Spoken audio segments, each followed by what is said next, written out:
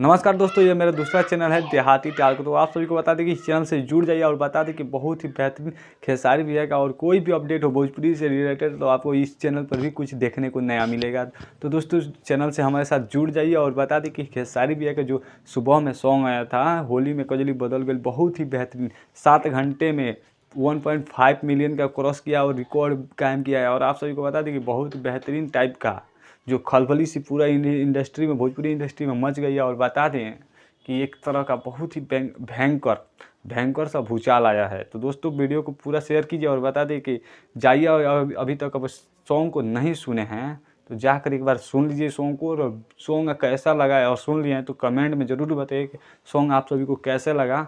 और चैनल पर नए हैं तो फिर से बोल रहे हैं, चैनल को पहले एक बार सब्सक्राइब कीजिए। कैसे बता दी एक से एक बेहतरीन से बेहतरीन कोई भी भोजपुरी से रिलेटेड न्यूज़ अपडेट हो तो आपको मिलता रहेगा इस चैनल के द्वारा।